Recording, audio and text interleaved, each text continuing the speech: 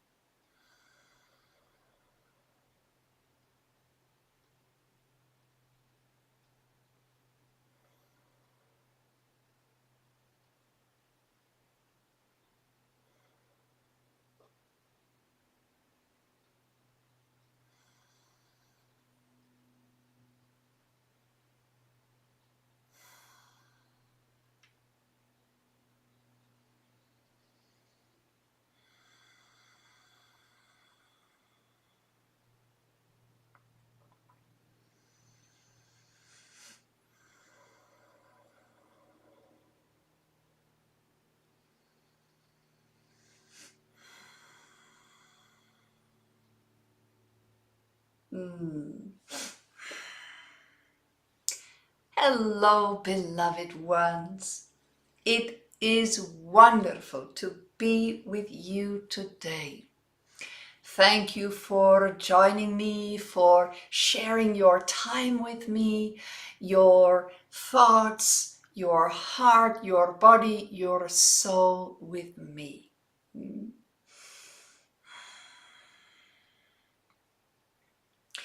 So before we dive into today's subject, I ask that you take just a moment to close your eyes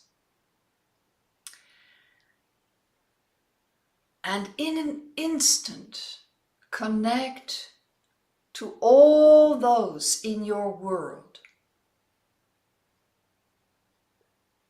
who are giving themselves to love, who are dedicating themselves to love, who are embracing love as a way of life, as you are doing in yours.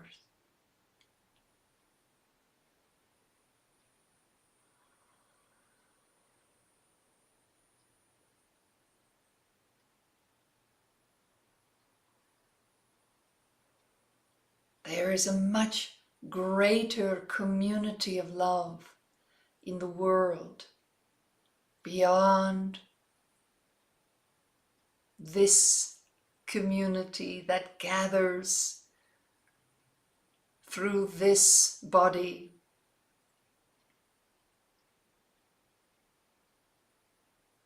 And this community of love is growing in numbers. It is growing in power. It is growing in potential. And it doesn't necessarily have anything to do with spirituality or Mother Mary or Yeshua or Buddha or Allah or Shiva, Kuan Yin, Isis, or any other deity, entity, but simply love. Love as a way of life, as a way of self-expression, as a way of navigating life, as a way of interacting with others, as a way of problem solving and communication, as a way of doing business, organizing and maintaining communities, helping others, and allowing oneself to be helped.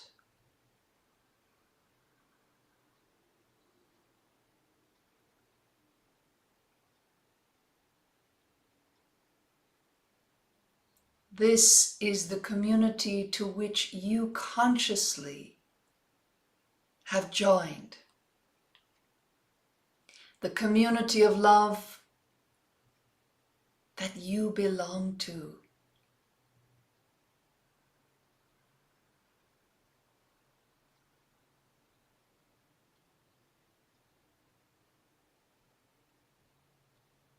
Let love be the most guiding, powerful force in your life today, and you will find so much love inside you and all around you.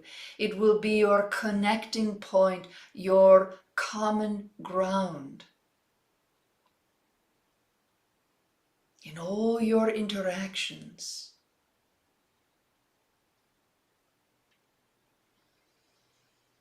Breathe and let that be.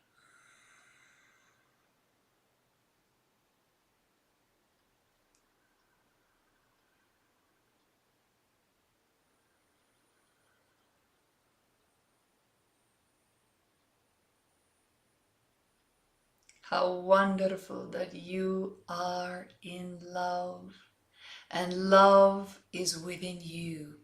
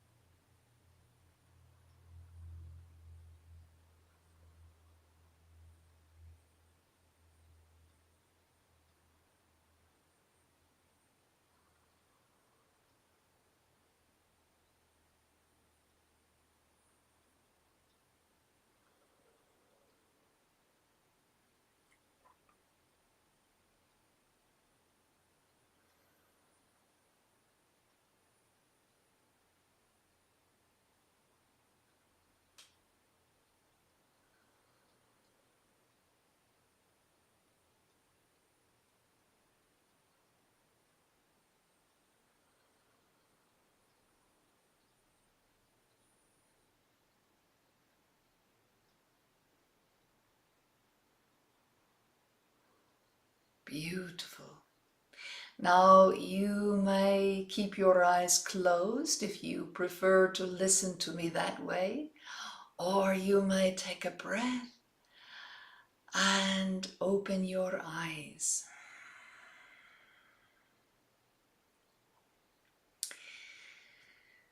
Today I would like to talk about truth and facts.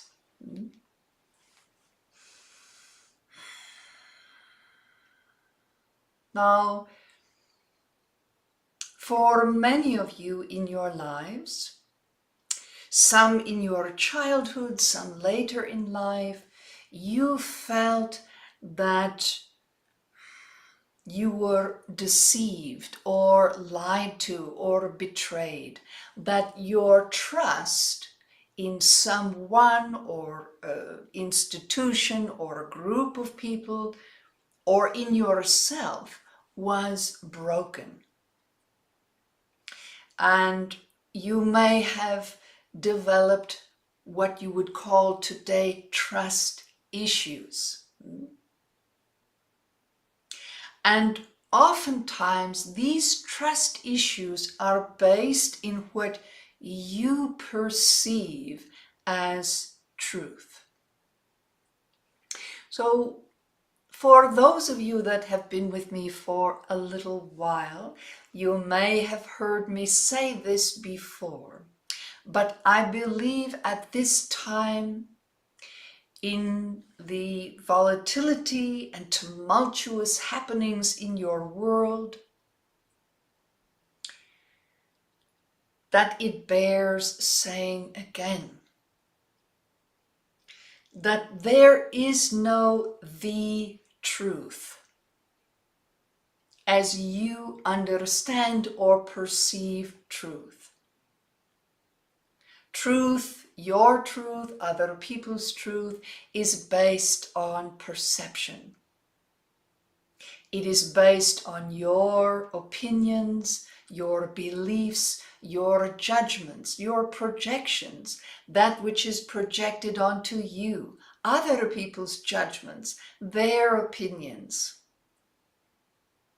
It's based on your wants, your needs, your desires, and other people's wants and needs and desires. Truth is a kind of amalgamation of many, many things.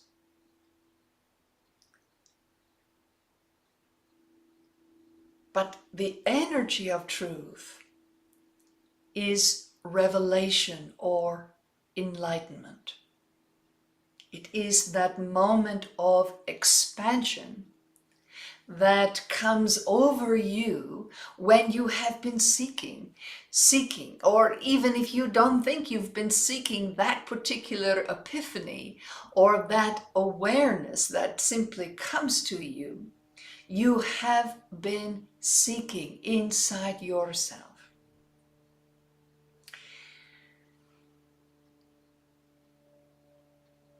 Now let's look at that in relation to facts, all right? So I'll give an example as a set of facts. So let us say that someone has cancer. So given all the testing and all the years of experience that maybe doctors have, whether it's natural or Western medicine or Eastern medicine, everyone says, yes, this person has cancer. So that becomes a fact. This person is now living with the kind of cancer that has caused illness, that has disrupted the balance in the body. Okay, everyone agrees on that. Now we come to the why. Why does this person have cancer? And there can be 100 different theories that people come up with, whether it has to do with someone's mental state of mind, their emotional state of mind, their physical being, their spiritual being.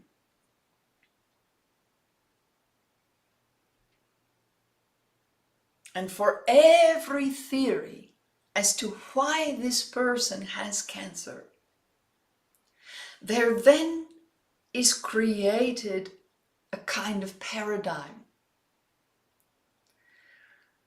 of how to rid yourself of this cancer, or how to bring your body back in balance, or your emotions, your energy, your spirit back in balance, so that the cancer goes into remission, never to come forth again, or leaves the body entirely.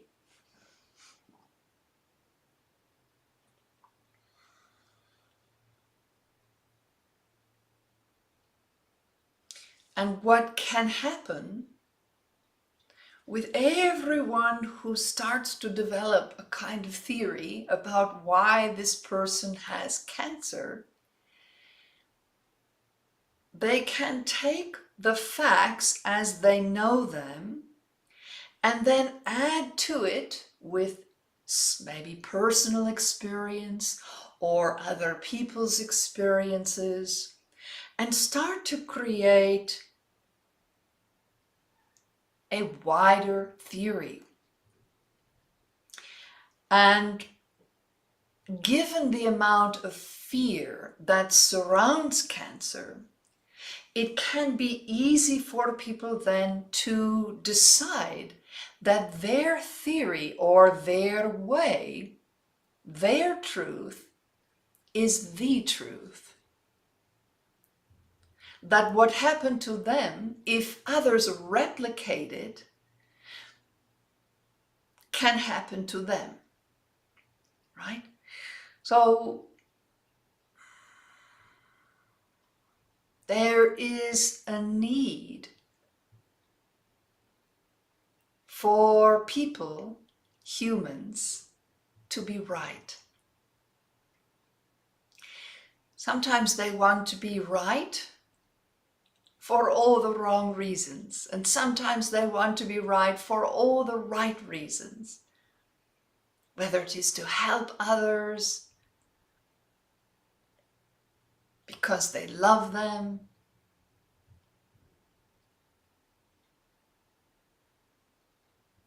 but there is a habit amongst the collective humanity that says, if this happened to me and at least some other people, pretty much the same way it happened to me, then that is now truth, the truth. Not just the individual's truth, their experience, but the truth. Doctors who have treated cancer for much of their career, even if they have never themselves had cancer, they start to believe that with this set of facts and all the theories and experiences that surround these set of facts, that now they can establish truth. And you can tell when someone has decided that their truth is the truth, because energetically you can feel it pressing on you. There's a pushing, a forcing. And it, for those of you that are sensitive to it, you can feel it like a pressure. You are feeling pressured, and people start doing this from a very young age. You call it peer pressure when you are children, when you are young adults, especially when you are preteen and teenager. Lots of peer pressure. And you can feel that pressure weighing you down, sort of forcing you to embrace someone else's truth as your truth.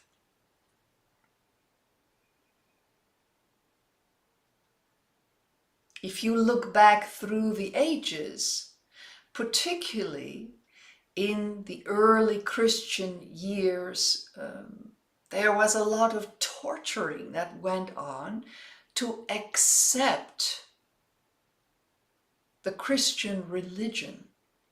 There was so much force and so much pressure, physical, mental, emotional, that many people were converted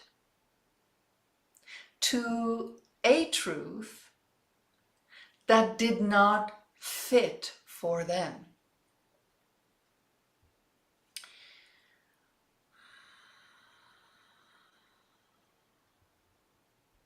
For each of you personally, if you confuse facts with truth, what happens is that you can become certain. And when you are certain, it is very hard to awaken, to expand. It's very hard to stay curious when you are certain. And there are plenty of people in the world who do not force their truth on others. But the fear is arising in your collective, and fear often precedes this sort of pressure and forcing of an individual or a group of individuals' truth on others.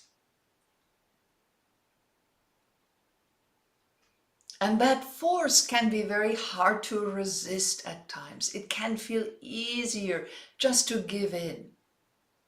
Or you may feel as though you have to force your truth on others, even if the truth you're trying to force is about your experience with love or the divine or spirit, your own awakening. And some of the more subtle ways that you may try to force your truth on others is by denigrating the truth of others. So you can look at your world and you can see that there are certain facts that unfold in your day. You got out of bed, you brushed your teeth, you may or may not have eaten something already today. These are facts. Now, how you felt about all these actions, all these facts, that is what creates your truth. So the person who has cancer, there is the fact that they have cancer. Or if you want to define it as a kind of energy imbalance and not label it as cancer at all, it doesn't matter. There is a certain collection of facts that has generated symptoms of an illness within this person's body. Now, how they feel about it, that is their truth. The steps they choose to take and the experience they have along the way as they navigate this illness, that is their experience, that is their truth. That is their journey of awakening and enlightenment. And you do not need cancer to awaken. That can happen as you brush your teeth or get out of bed or eat something in particular.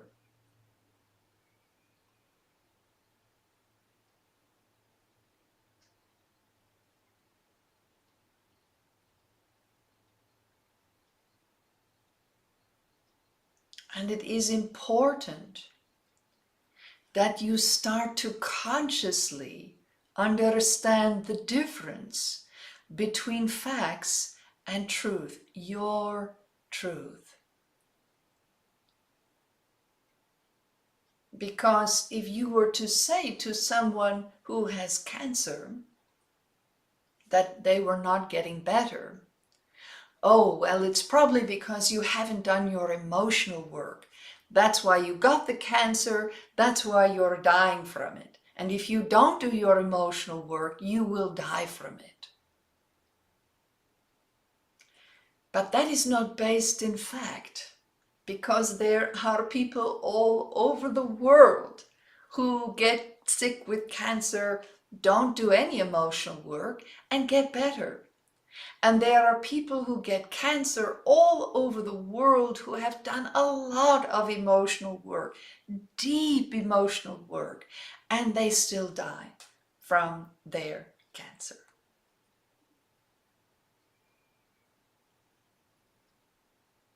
be careful how you offer your truth to others. Is it an offering? Is it a sharing? Or are you pushing? Are you making declarations?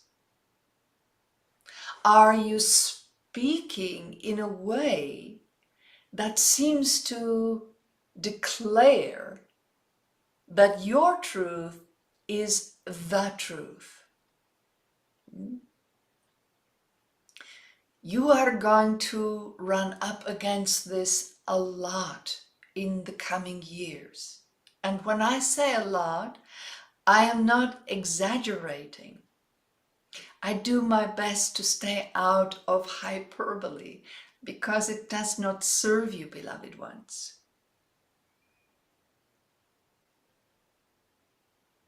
So when you are catching yourself declaring the truth, take a step back and pause, breathe, and say, you know, I actually don't know that to be true for you. And I apologize for trying to push my truth onto you. And when others are trying to push their truth onto you, you can take a step back, pause, take a deep breath, and say, I am feeling pressured right now, and I need for that to stop. So share with me what your truth is. I would love to hear what your truth is, but please don't expect me to then make that my truth. Because if you're open, I can share my truth with you.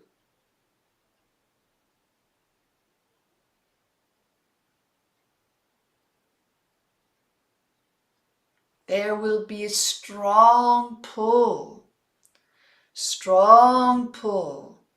for people to find others who agree with their truth, to establish the truth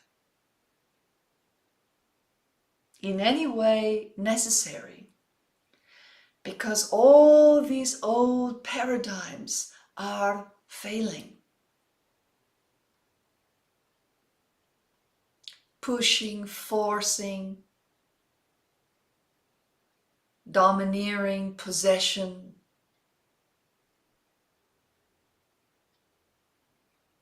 These are failing, beloved ones. And when you engage in it, I will help you to discover when it's happening, to feel it in the moment.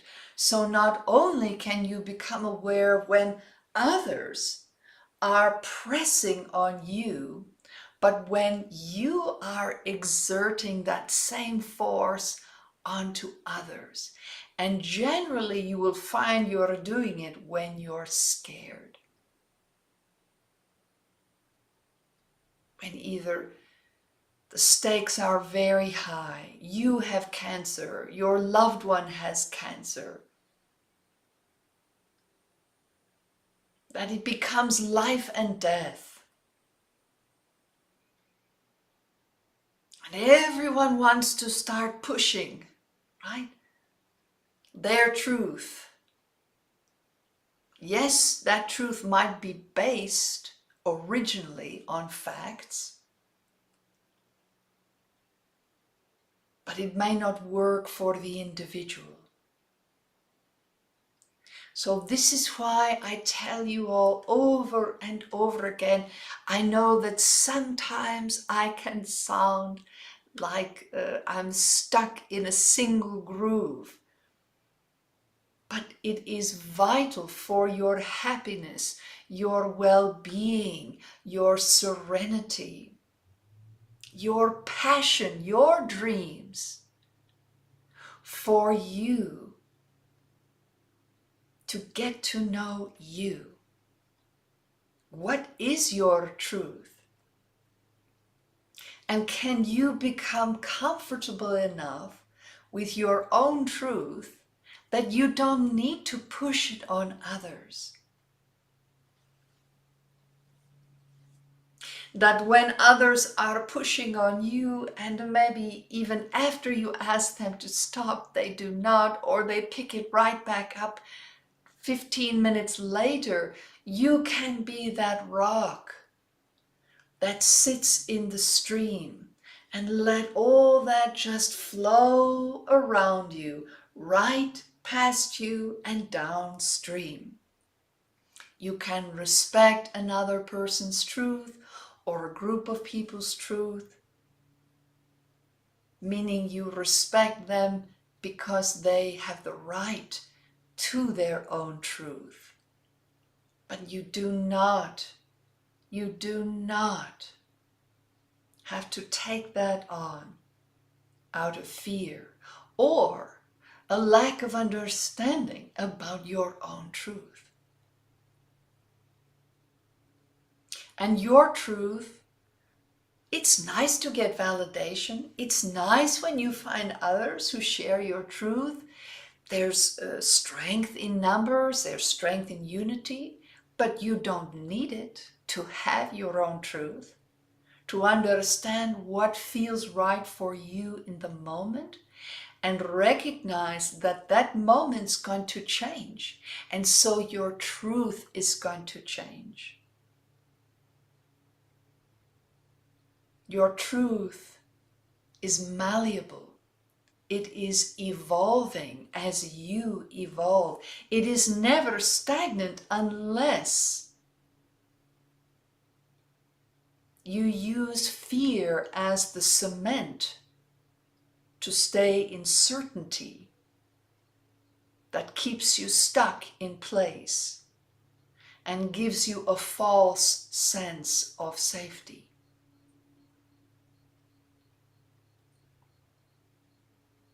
Gather your facts when you need them. Recognize facts as they unfold throughout your day.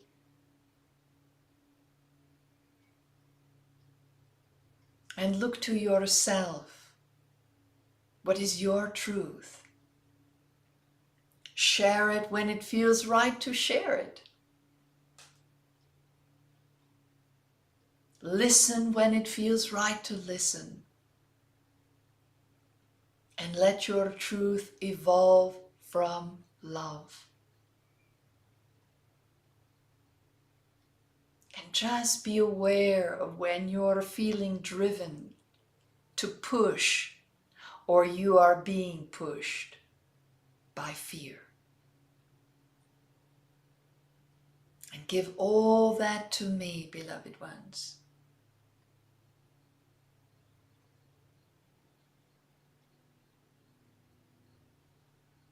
I walk beside you each moment of each day. We experience the facts of your life together. And little by little, you are awakening to the truth of yourself. And that is the power of love. I love you. Namaste.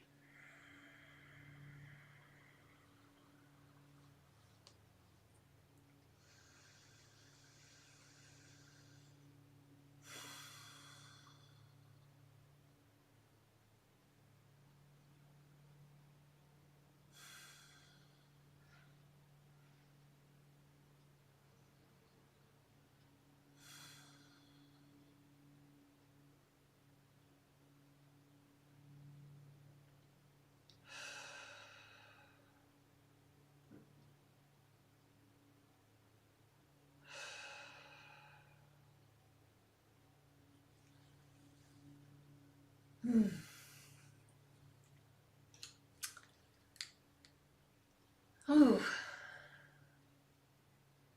well, thank you all for for joining us today. Yes, Ravenheart, thank you so much for reminding me every time. I tell you when I'm done, I have channeling head. Yes, please like the video if you liked it and share it with others if you liked it and if you think others would enjoy it. If you think others would resonate with the truth of it, yeah? How do I love is my question. Oh my gosh. Wow, Pamela, that's pretty awesome. You just got the ask and ye shall receive, right? You are so welcome, Paige. I'm so glad you're here, my dear. Hi, Leah. All right, everyone, have a fantastic week, and I will see you here next Monday, or I don't know if it's Tuesday, wherever you are in the world. But basically, I'll be here at the same time next week. Oh, me too, Deborah. I felt like she was talking to me today. Talking to me. Mm, mm, mm.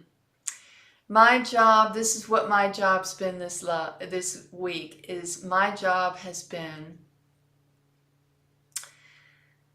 uh, to love someone even when I disagree with their decisions and their choices. Yeah, that's been the facts of their choices and my truth, and that in the end, my truth doesn't really matter in the scope of their life. It's my love that matters. And so that's been my job, is just to love them and to be of service, and that's it. And that is not easy to do. Oh my gosh, that is not easy to do, particularly when the stakes are very, very high. But that's what she has revealed to me this week, for sure. Oh, I'm so glad, Jane. Thanks for joining us today. Mwah. Big love to all of you. Have a great week, and hopefully I'll see you back here next time.